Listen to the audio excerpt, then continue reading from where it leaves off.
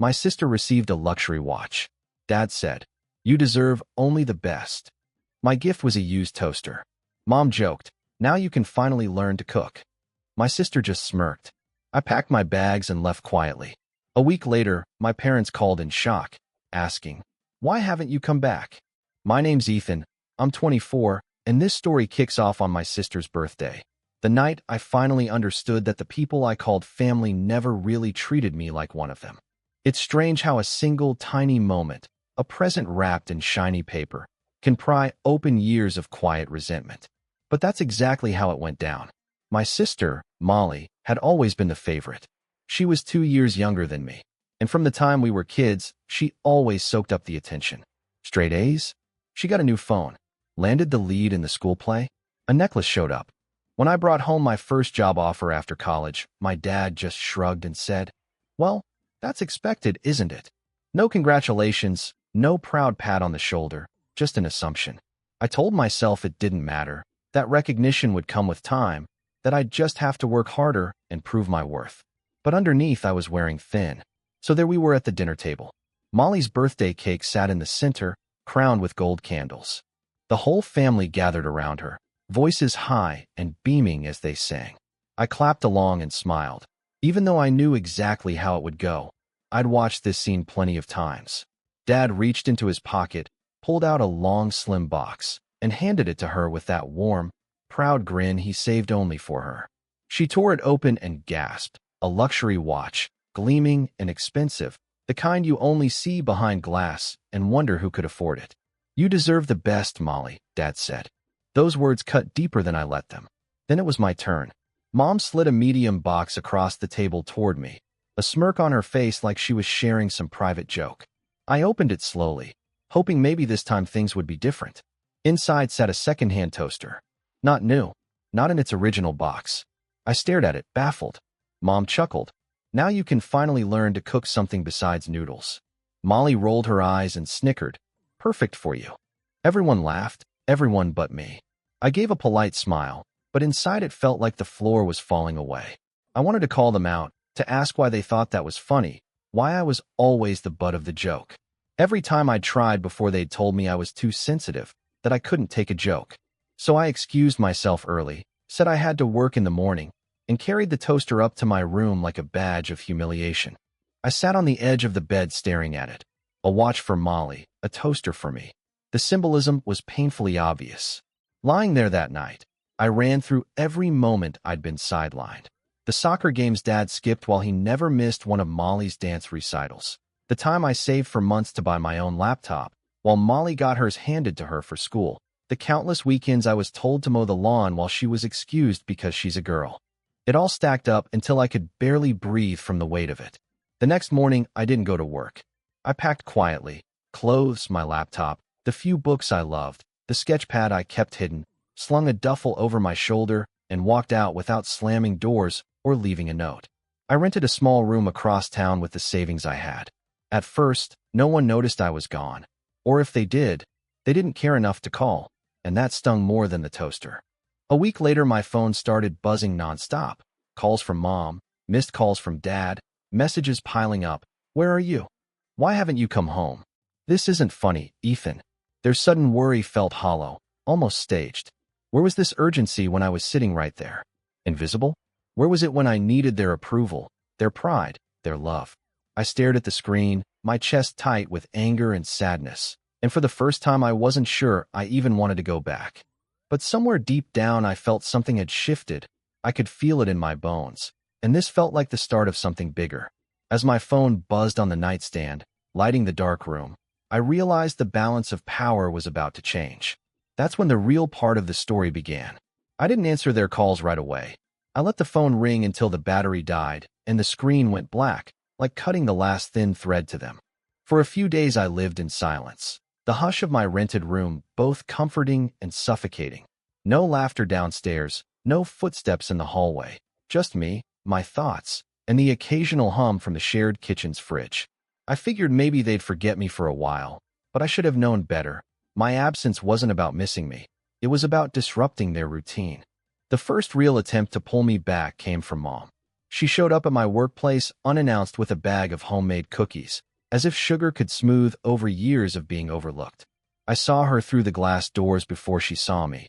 She looked around expectantly, like she was entering enemy territory. A coworker whispered, "Hey, Ethan, someone's here for you." I wanted to duck out, but I went over. "Ethan," she said, plastering on that smile she used when she wanted something. "We've been worried sick. You didn't even tell us you were leaving. That's not fair." The words made me want to laugh. I stood there with my arms crossed and let her talk. "Your sister's so upset," she went on. "She keeps saying maybe the toaster joke went too far. You know how she is. She never means anything by it. She's just spirited." Spirited was Mom's favorite excuse for Molly. When Molly mocked me, she was spirited. When she once smashed my phone in a tantrum, she was expressive. But when I sighed too loudly, I was ungrateful. I told Mom calmly, "I'm fine where I am." That should have closed things, but she leaned forward, lowering her voice like she was striking a deal. "Look, your father is stressed. We can't keep worrying about you like this. Just come home. You know Molly's birthday celebration isn't over. We're planning a dinner this weekend with the extended family. Everyone will be there. It would be embarrassing if you don't show." There it was, not concern, not love, but bare embarrassment riding on her words. She cared more about what the aunts and uncles would whisper than how I felt. I told her I was busy. She frowned, shoved the cookie bag into my hands, and walked away without another word. That weekend I stayed away, but I checked Molly's social feed. Photos from the dinner filled my timeline. Molly front and center, that new watch gleaming on her wrist, plates of pricey food spread out, Dad with his arm around her raising a glass, the caption praising their star. My stomach dropped. I recognized the restaurant, the one I had wanted to try but was always told was too expensive when I suggested it. They had no trouble spending when it was for her. A few days later, Dad called me directly. I picked up out of curiosity more than anything, and his tone was sharp and clipped. "Ethan, enough of this nonsense. Your mother says you've been sulking. Stop acting like a child and come home. Family doesn't turn its back on family." I almost laughed at the hypocrisy. Family doesn't turn its back? Hadn't they done that to me my whole life? I listened while he went on. "Do you realize how difficult you're making things? Molly's starting her internship soon. She needs stability at home. She looks up to you, whether you know it or not. Stop being selfish." Selfish. That word echoed in my head long after the call ended. I was selfish for leaving, selfish for wanting respect, selfish for refusing to keep being the invisible son who clapped while his sister shone. My anger simmered, but beneath it there was something colder, a hardening resolve. Over the next couple weeks the pressure tightened. Molly texted once, "Seriously, Ethan, grow up. You're making everyone miserable." I didn't answer. My aunt phoned with syrupy tones, trying to sweet-talk me home with promises of family unity. Even my grandmother, usually above the drama, sent a short message. "Your parents are getting older. Don't give them grief." No one asked how I was. No one asked what I wanted. It was always about them, their peace, their pride, their golden child. The real breaking point came one Saturday night when Mom called not to console, but to scold. "Ethan, your sister had a breakdown today. She says she can't enjoy anything knowing you're out there sulking. Do you want her to be miserable? Is that your goal?" Her voice shook, but it wasn't worry for me. It was anger that my absence had stolen Molly's joy. That night, I sat in my little rented room staring at the dented toaster I had brought along partly out of spite. It rested on the counter like a bruised reminder of everything I'd left behind. I realized then that to them, I wasn't really a son or a brother. I was a placeholder, a figure to fill the edges of their perfect family portrait when needed, otherwise invisible. For the first time I wondered, if I stopped playing that role completely, what would happen to their carefully tended world? The thought stuck with me, and deep down I already knew. It all came to a head on a slow, gray Sunday. I was in my room, halfway through making a simple dinner, when my phone flashed with a video alert from Molly, another one of her endless stories. I almost ignored it, but the thumbnail showed my room and I tapped it. My stomach dropped. The video showed Molly standing in my old bedroom at the house, the walls stripped bare behind her, grinning as she panned the camera to show the space. "Finally turned this wasted room into something useful," she laughed, the camera revealing furniture gone, my shelves emptied and replaced with racks of clothes. shopping bags piled high, a vanity under the window. My room, my sanctuary, my last small corner, had been gutted and turned into her walk-in closet. The comments were full of friends fawning. OMG queen, you deserve it. That's what big sis's rooms are for LOL. I watched with my food burning on the stove, smoke curling up like the anger rising inside me, my chest tightening until I had to sit down. They hadn't even bothered to tell me.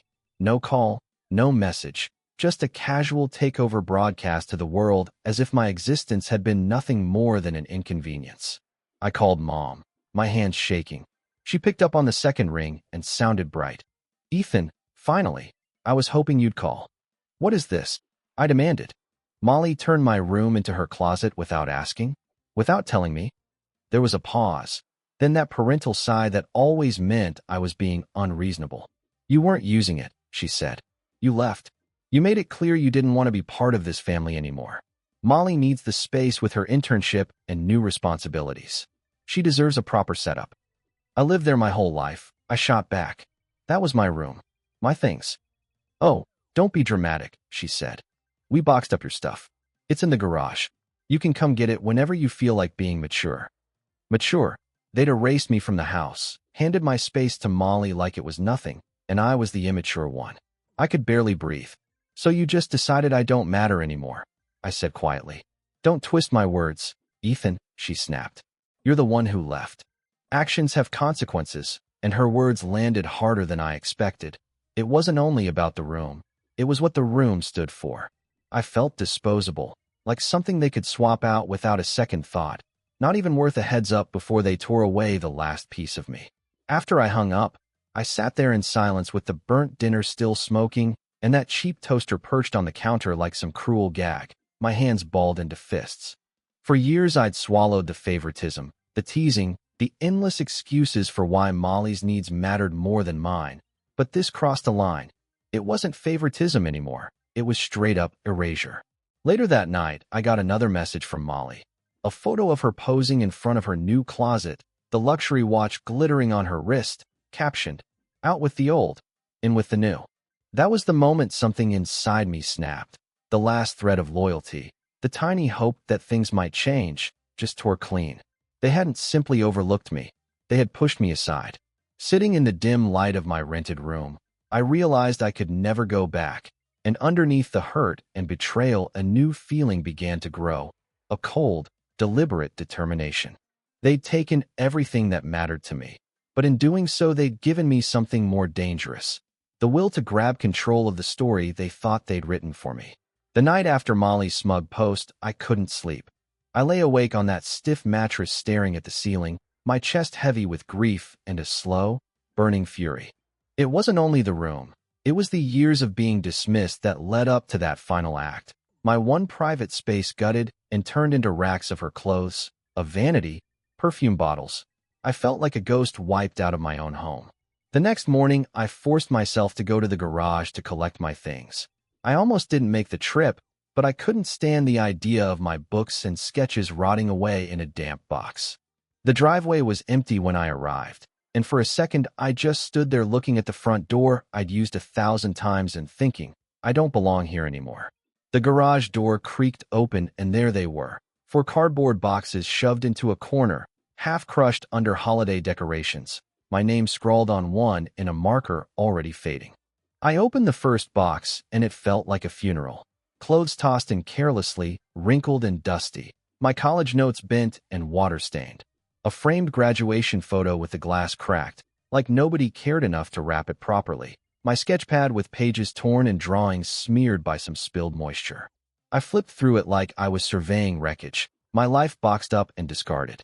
I loaded the boxes into my car one by one, each trip heavier than the last, thinking about how casually they decided I was replaceable, picturing Molly upstairs twirling in her new closet, laughing with friends about how dramatic I was being.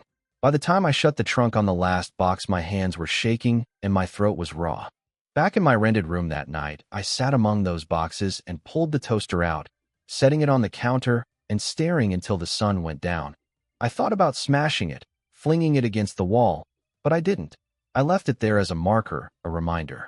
The days after were harder than I imagined. I worked my shifts, went through the motions, but there was this hollow ache no distraction could fill, a feeling of being untethered like a balloon that had slipped free. Every buzz of my phone made me flinch. Sometimes it was mom calling, dad sending clipped messages telling me to come to my senses. Other times relatives trying to guilt me back with lines like, "Your sister didn't mean it," or "Family fights aren't worth this much drama," or "You're hurting your parents." Nobody asked what they'd done to me. Nobody wondered what it cost me to swallow their favoritism year after year. The pressure pressed down so hard that even getting out of bed felt impossible some mornings. I remember one of those mornings sitting on the edge of the mattress staring at the boxes stacked in the corner, the cracked graduation photo leaning sideways with my smile behind shattered glass. And for a beat, I nearly convinced myself maybe they were right. Maybe I was selfish. Maybe I was overreacting. And that thought twisted like a knife. Then my eyes landed on my ruined sketch pad, the smeared drawings, proof nobody had cared enough to protect the things I valued. And something inside me shifted. No, I wasn't overreacting. I'd just been patient for too long, and their actions had shown me exactly where I stood. So I started walking more, late at night when the city was quiet, wandering the streets with my hands in my pockets and thinking about all the years I'd wasted waiting for their approval. The cool air cleared my head, and with every step clarity grew, not just anger, but a plan forming. If I couldn't go back and couldn't have the family I deserved, then I had to build something else. A life not chained to their opinion, a version of me that wasn't the invisible son. I had little money, no support system, and a mountain of doubt, but under the sodium glow of a streetlight one night, I made a quiet promise to myself. Their erasure wouldn't be the end of my story. I didn't know how or when it would happen, only that Molly and my parents had badly underestimated me, and that one day they'd regret it. The first steps I took were tiny and almost invisible, things only I would notice. I forced myself into a routine, one that felt strange at first, but soon became the scaffolding holding me up. I woke early each morning, cooked myself a proper breakfast instead of grabbing whatever cheap snack I could find, took a walk before heading into work, and carved out at least an hour every evening to sketch, even when the drawings came out stiff and awkward. At the beginning it felt fake, like I was pretending to be someone I wasn't, but little by little the rhythm steadied me. The hollow ache in my chest dulled, and for the first time in years, I began to feel like I was living for me, not orbiting Molly like some forgotten moon. My job wasn't flashy. I worked for a mid-sized logistics company, mostly coordinating shipments and dealing with customer calls, but I threw myself into it. I stayed late, learned the systems everyone else avoided, asked questions until I knew every process down to the smallest detail. My supervisor noticed, and within a few months I was trusted with responsibilities far beyond my title. It wasn't glamorous, but it was proof of progress. Around the same time, I dipped into freelancing. A college friend reached out after seeing sketches I'd quietly posted online. She needed a logo for her business and remembered how I used to doodle in class. That one small job turned into several more, and before long, I was building a portfolio, taking on clients, and earning money from something my family had always dismissed as a silly pastime. Every time someone handed me payment for my work, it felt like a validation I had never once received under my parents' roof. The change wasn't just financial, it was deeply personal. I stopped scrolling through Molly's posts, stopped hoping for apologies that were never coming. My rented room started to feel like mine. I hung prints of my drawings on the walls, bought a sturdy desk, and even splurged on a brand new toaster, sleek, modern, untouched by anyone else's hands. That made me smile every time I used it. Months slipped by, and the calls from my parents grew fewer, though when they did come, the tone was different. Gone was the hard edge of anger, replaced with something thinner, more uncertain. Mom's voice carried a fragile note, her words measured. "We haven't seen you in so long, Ethan. The house feels empty without you." Dad still tried his jabs. "You've made your point. Now stop being stubborn." But even he sounded less sure, as though my absence had dug a hole they couldn't cover with Molly's sparkle. Molly herself only reached out once, firing off a curt text. "You're still mad about the room?" Seriously. I didn't bother to reply, and for the first time I realized I didn't need to. My silence spoke louder than any argument I could make. The real turning point came one Friday afternoon when my manager asked me into his office, closed the door, smiled, and slid a paper across the desk. A promotion. Not just a raise, but a leadership role with a team of my own in projects that actually mattered. "You've earned this," he said simply, and those words filled a space inside me that had been hollow for years. That night, I sat in my apartment staring at the letter, replaying the sound of Dad calling me selfish, Mom chuckling as I unwrapped that toaster, Molly rolling her eyes. And I realized something important. I didn't need them anymore. Independence seeped into every corner of my life. I left behind the tiny rented room and moved into a modest one-bedroom apartment where sunlight spilled through wide windows.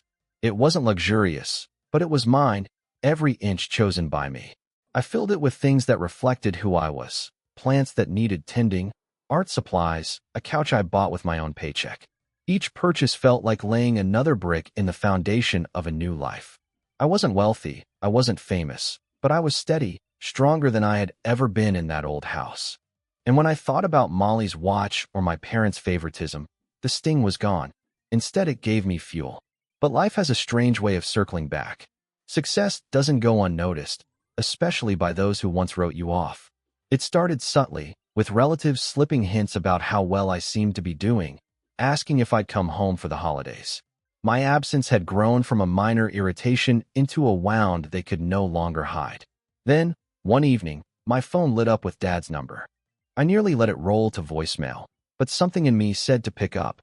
His voice was different this time, quieter, calculated. "Ethan, we need to talk. Your sister's struggling. She needs help, and you're in a position to do something about it." I leaned back in my chair, the promotion letter pinned proudly to my fridge, and felt a strange calm.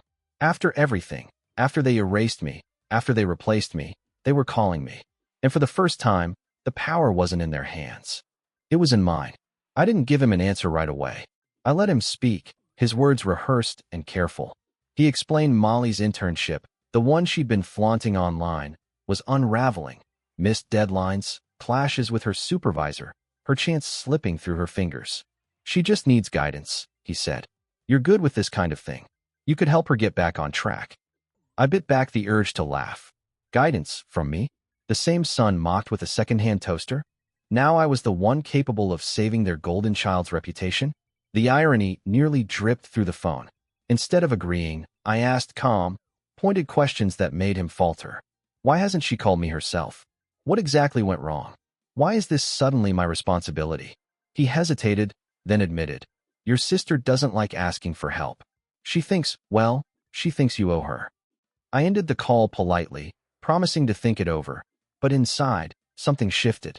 For the very first time, they needed me, not as the forgotten background, not as the family punchline, but as the only one who could fix what they couldn't. That realization was intoxicating. In the weeks that followed, I leaned harder into my new role at work. Leading a team wasn't easy, but it forced me to sharpen skills I hadn't known I possessed, and with each challenge, I could feel myself stepping further into a version of me they had never expected to exist. Delegating, negotiating, solving problems under pressure. I honed each of those skills until they felt natural. I built steady relationships with clients, earned the respect of my colleagues, and grew into a quiet confidence that made me carry myself taller than before. Every small win whispered the same truth. I had something my family could never strip from me: capability. Meanwhile, my freelance art business began to gather momentum.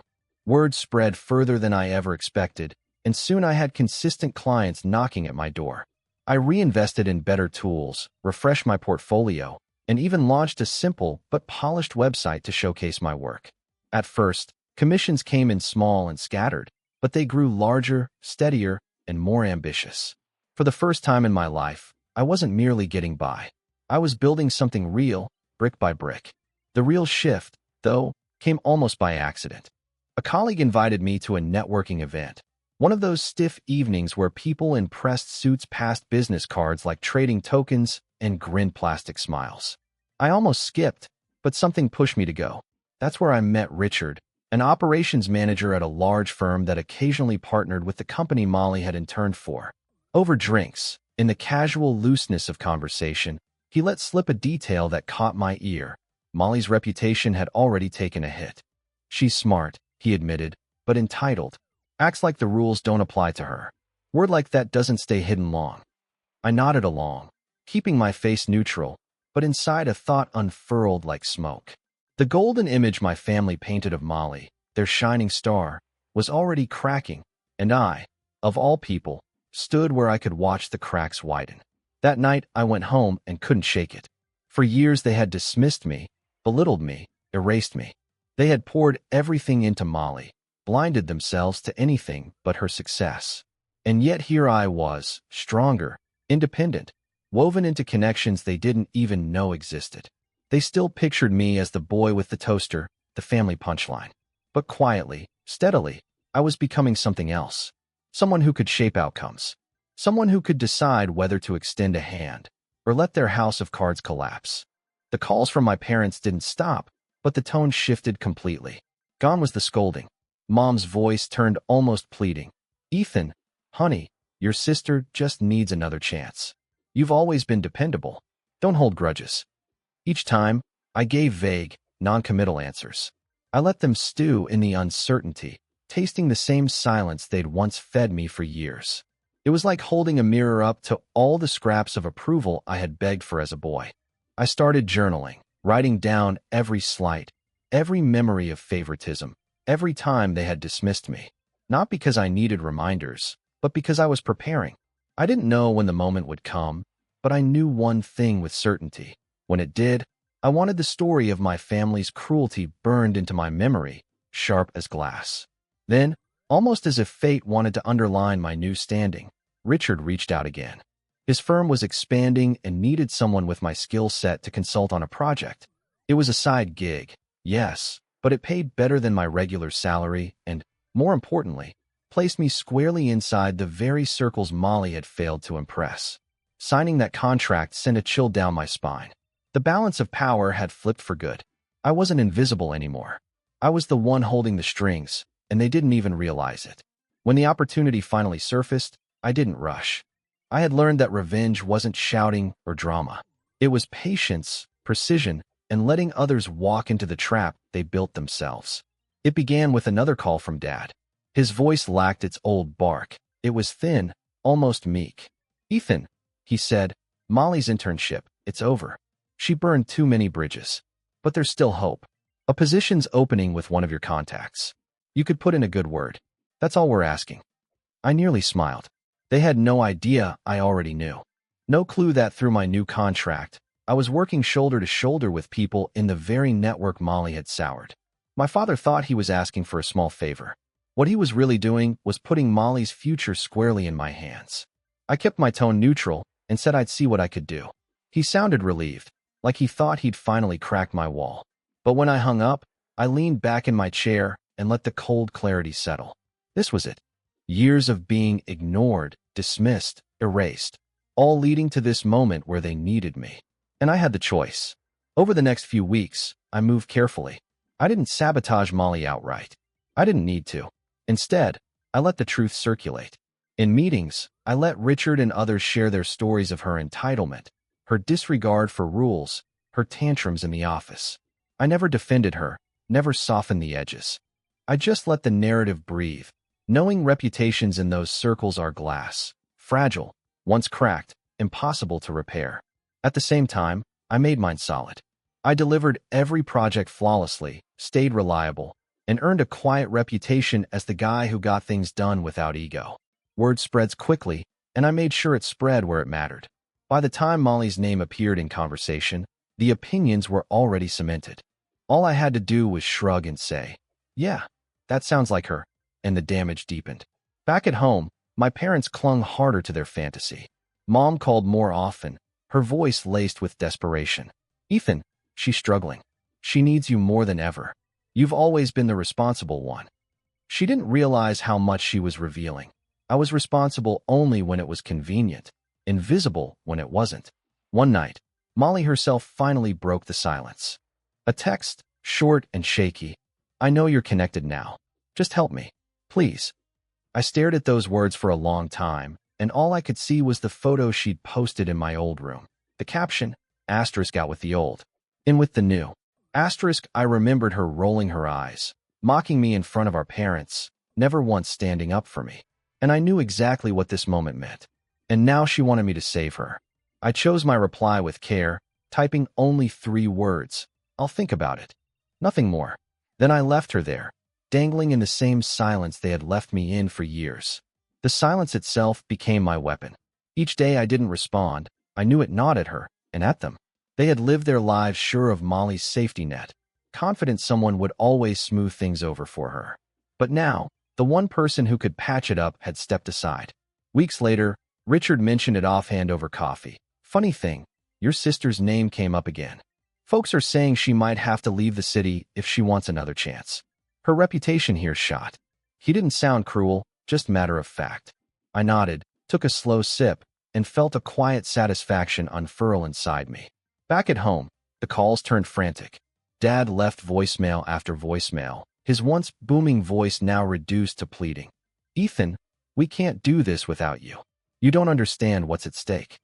Mom's voice cracked with tears. Please, she's your sister. Don't let her throw her life away. But I did understand. I understood better than they ever had. For years they'd given Molly the world and handed me scraps. They'd laughed while I unwrapped a battered toaster, while she flashed a luxury watch. They had gutted my room, turned it into her closet, and called me selfish for leaving. And now, with their golden child crumbling, the only lifeline was the son they had dismissed. And I wasn't reaching for her hand. The beauty of it was that I didn't have to raise my voice, didn't have to scheme. My revenge wasn't loud. It was silent, steady, deliberate. All I did was step aside and let the truth breathe. Let the world finally see Molly for who she had always been. Sitting in my apartment, surrounded by the pieces of a life I had built for myself, I realized that silence carried more weight than any outburst could ever hold. The fallout came faster than even I had expected. By the time the season turned, Molly's name was little more than smoke in the air, once bright and solid, now dispersed into whispers of failure. The company she'd once bragged about quietly blacklisted her, and the ripple spread quickly. Other firms caught wind of her reputation. Applications went out, but the callbacks never came. Doors that had always swung wide for her were now sealed shut. My parents, once so smug in their certainty, began to unravel under the collapse of their star. One evening Mom called me, her sobs jagged, her words barely holding together. She's talking about moving back home. She says her life is over. Don't you see what's happening, Ethan? She needs you. The desperation was thick, but even then it revolved around Molly. Not once did she acknowledge what I had endured. Not once did she ask how I was. It was still only about their golden child. Dad followed not long after, but this time his voice carried something I'd never heard before, defeat. Ethan, he said, pausing like the name itself was bitter to speak. I may not have been fair to you, but this is family. You can't abandon her. I let the silence hang, long and heavy, before answering evenly. Funny. That's exactly what you did to me. Then I hung up. Molly was the last to crack. She appeared outside my apartment one night, pale, mascara streaking down her cheeks, clutching a designer purse like it was the last remnant of who she thought she was. When I opened the door, she tried to smile, but her voice trembled. Ethan, I made mistakes. I know I hurt you, but I can't fix this without you. Please. For a moment, I saw not the sister who mocked me, not the girl with the glittering watch and the eye roll, but just a person stripped of her armor. And then I remembered the video, her standing in my old room, laughing as she called it her closet, captioned asterisk out with the old, in with the new. Asterisk, I stepped aside just enough for her to think I'd let her in. But instead, I pressed something small into her hands, the second-hand toaster. The same one she'd sneered at months ago, the one that started it all. Her face crumpled, like the weight of that dented metal was heavier than anything she had carried before. She looked up at me, eyes wide, searching for a sliver of mercy. There's nothing I can do for you, I said quietly. This is all you ever thought I was worth. Now you can live with it. And before she could respond, I closed the door. On the other side, I heard her muffled sobs, then her footsteps fading down the hall. For the first time in my life, I didn't feel like the invisible son. I felt seen, not by them, but by myself. I had built a life that belonged only to me, and their collapse was no longer my burden to carry. I walked back to my desk, glanced at the promotion letter still pinned to my fridge, and sat down to sketch beneath the warm glow of the lamp. My pencil glided steady across the page, and calm filled my chest. Asterisk out with the old, in with the new. Asterisk only this time, the story wasn't Molly's. It was mine.